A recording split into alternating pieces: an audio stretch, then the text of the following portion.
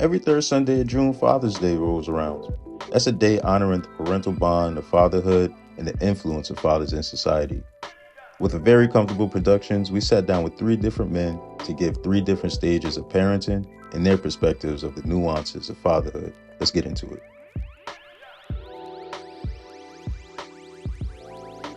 I'm Tony. I'm 29 years old. I have one child. He's 8 years old this month, June 2022. He'll be 9 years old. Antoine, and age is 31. We're about reaching the 6 month milestone. Jerry Ash, 50. I just turned 51. I have two boys, Juwan Ash and Justice Ash.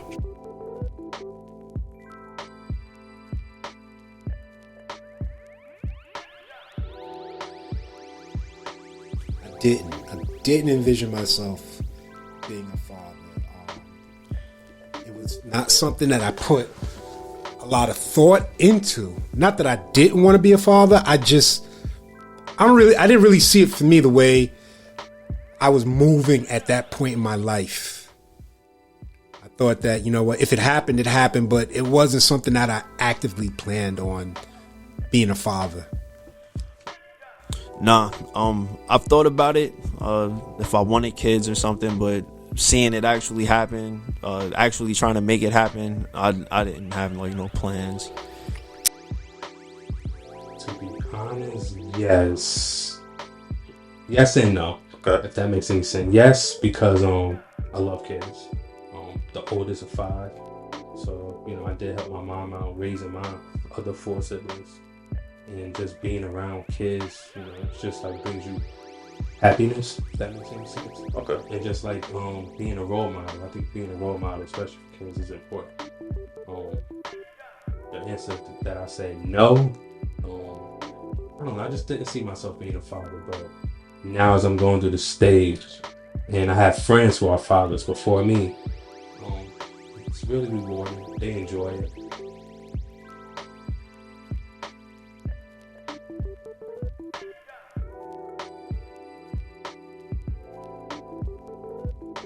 I would say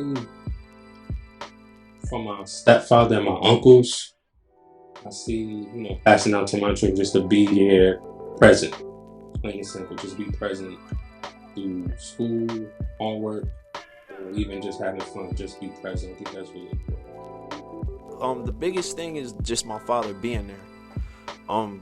Growing up, like a lot of kids, like in our community and stuff, they don't have fathers, a lot of them. So, just my dad being there for me and doing the job he did with me, it's like I couldn't be anything less than that. And then, like, it's not just my dad too. It's like I got other, my friends, they had babies at a young age, and seeing them step up and be fathers, and my uncles, grandfather, I took a lot of inspiration from that into my own parenting. Well, I will say that I really didn't have a relationship with my father. So even though I wasn't planning on having kids, at a very early age, I made a promise to myself that if and when I did have kids, that was going to be the exact opposite of what my father was. I was going to be involved in their life, nurturing, I think it was the fact that I grew up where everyone had their fathers in their life, and I didn't have mine. So I was like, everybody's doing stuff with their father's taking them to do this, and I'm like, I'm not doing that. I said, and I know how it felt. So I made sure that I said, if I do have kids, or when I do have kids, I'm not going to be like that. I'm going to be the exact opposite. I'm going to be like all these other fathers that I see around me. Make sure that, they're involved in their child's life.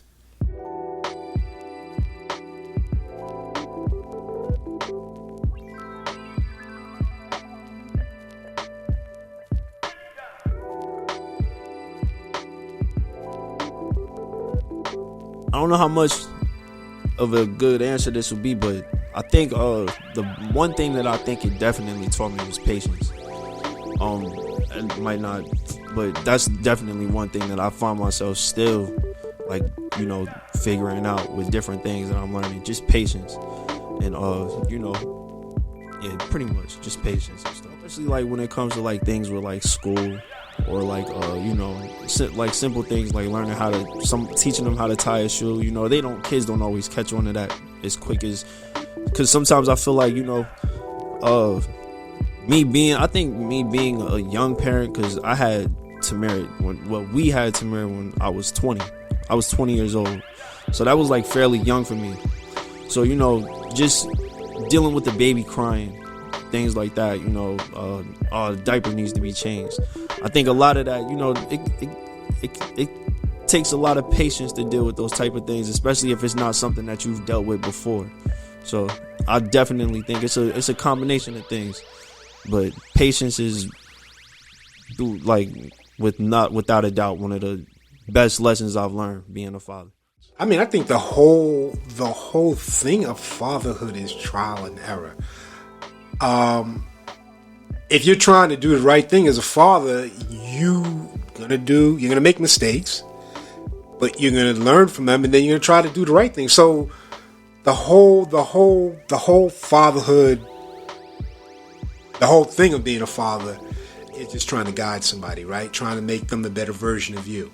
So you're trying to make sure that the mistakes that you made, you say, hey, you don't want to do what I did because there's a better way to do it.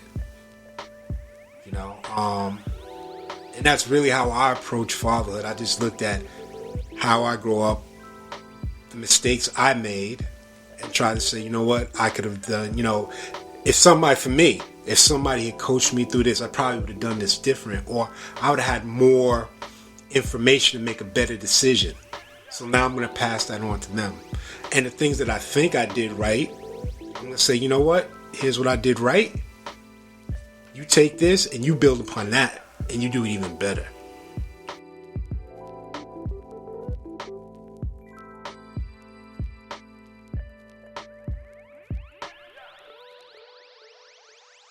I would say making sure that your significant other's eating properly, exercising. That plays a big factor on your growing baby. I've been doing a lot of reading, especially a few books that I've been reading taught me just to be there. You guys don't even have to be on the same page, just be there for that humble child. You know, prep her up to give the baby, you know, the nutrients, making sure that she's getting adequate amount of sleep. I'm just, you know, stuff like that. The little things help. I would say just a little. I would say her hurdles thus far were just making sure she's on top of her, you know, eating habits, exercising, and just taking care of her body throughout the stage. Staying focused, don't lose track, and personally just be by either your wife, girlfriend, or, you know, female companion. Be by their side.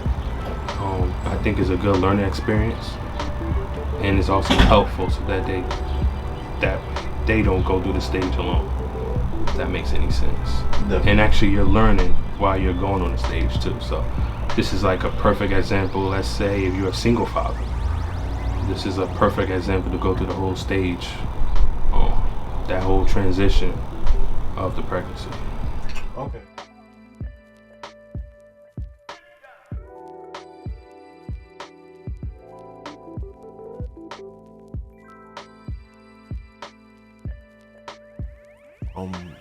Just really just think about the type of father you want to be honest, and how you want to handle it. And, you know, like it will get like it will freak you out at times, you know, and like, you know, it's not going to be like something that's real easy. Excuse me. But my best advice would be to, like, you know,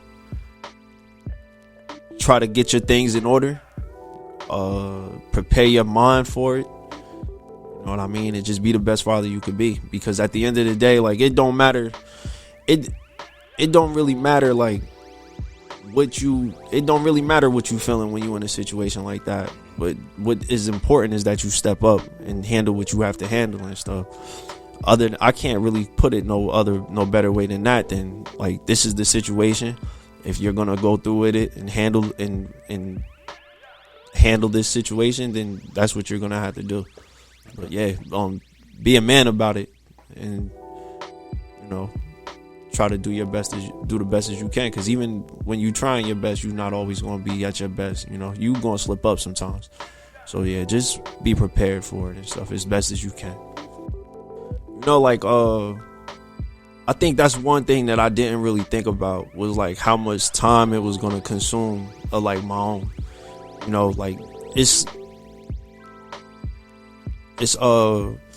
It does take up a lot of your time, especially like for me, like with a little boy and stuff like that, and like in the situation I was in, I was always with a baby. So like when his mom was at work, like I would have him, sometimes 6:30 in the morning, 10 at night, dealing with the baby in the house all day, like probably watching like Nick Jr. or something like that, kids stuff or whatever. You know what I mean? It definitely takes up a lot of time. Your life changes. Your life, like, I think, yeah, your life completely changes. Like once you have that baby, and you're with that baby, like you understand, like, man, like, all right, my life is a little bit different now. You like in full parent mode and stuff. In my opinion, be in your child's life. That's it. Be in your child's life. Help them raise them. Make sure you nurture them. Make sure they know that they're there for you. Like a big thing for me was, and it may sound corny, but there's little things like, who's going to teach you how to tie a tie? Who's going to teach you how to cut grass the right way? Who's going to show you how to? I mean, you could go to a camp. You go, well, listen, who's going to shoot you at your jump shot? Who's going to teach you that first? Who's going to teach you how to dribble? For me, those are the things that I wish that I had a father there to help me with. So with my kids, I made sure, ride a bike. Those are things that I wanted my father to be there to help me with, and he wasn't there for that. So I tried to be there for my kids for all of those moments. Or, there's going to come a time where they're going to have questions and they're going to need an answer. Now, do you want to get the answer from somebody else, or do you want them to be able to come to you? Like the relationship I share with my kids, I don't really pressure them, but they know if they have questions about stuff, they can come in and ask me a question. I'll answer them with no judgment, more or less. There's always going to be some judgment of the parent, or we're always going to say, no, you fucked up, you're doing that wrong. But for the most part, they know they can come and answer questions. Just be there for your kids, and be a nurturing father. Be someone that they can look up preparation to. Hopefully, I guess preparation for fatherhood. Just be there for them. That's all it is. I did have some male role models around me. So I did have an uncle. I had some friends' fathers that were around me that I could lean on, or I could go back and reference things that I may have seen them do that I said, you know what? I like that. I'm going to take that and I'm going to use that. Or I'm going to remember that when my child gets to this age and this is how this person handled that situation, or this person was, I'm going to do that.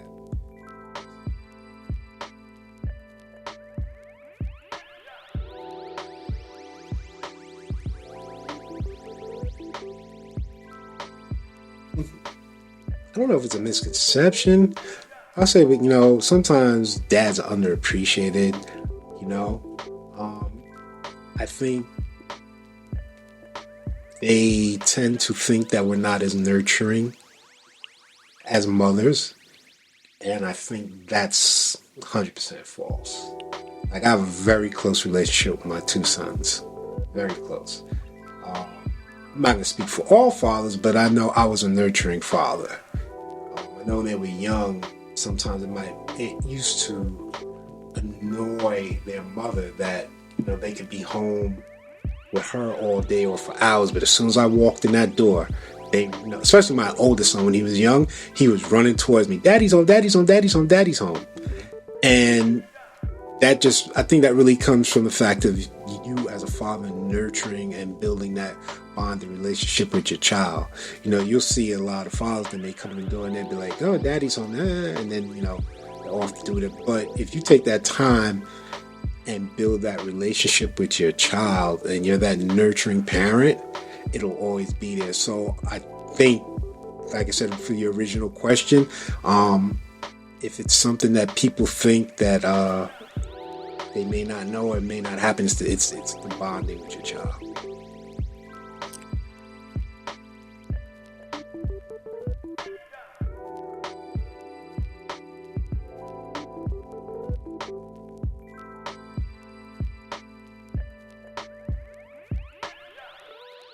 Times like I'm a big Dallas Cowboys fan, so like anytime a holiday comes up, it's like something Dallas Cowboys related. People just know that. And to be honest with you, I might be a little sick of like the Dallas Cowboys gear a little bit now. So at this point, because I don't know it, because I don't wear it all. So like that might be something I'm sick of getting right now. But I can't say that it bothers me. But yeah, like I think that'll be like. It might be the Dallas Cowboys stuff. I feel like it's low hanging fruit, and I'm not complaining either. But like that's kind of easy. Low hanging fruit, like another Dallas Cowboys. Yeah, like the Cowboys. Yeah, it's like this is easy. Like I think that's kind of easy. Not like I'm complaining, but yeah, that's definitely something like it takes no thought for that. But I'm not complaining about it though. It's cool. All right. I'm gonna say a card. Yeah, a card. We used to give my stepfather cards, and now as I'm about to experience of being a father, I don't want no cards for father stuff. Something more thoughtful. Yeah, something more thoughtful in the process. For example, take me out to a basketball game, football game. Perfect gift. Something with more interest. Yeah, more interest. Mm-hmm. I don't think there is any worse father's gifts, Kevin, because everything, if it's coming from your child, it comes from a place of love, right? It's true. Right? So everything, it may be gift, it may not be what you wanted, but it's coming from a place of love. So you've got to appreciate every gift. I've probably kept 95% of all the cards my kids have given me, no matter how sappy or sucky they may be. Stuff that they've given me that I may have said, I don't know if I probably bought that for me, but it came from a place of love. So I don't think there's any bad gifts, especially, again, if it's coming from a place of love. And if it's coming from your child or from your child through your significant other, you've got to believe it's coming from a place of love.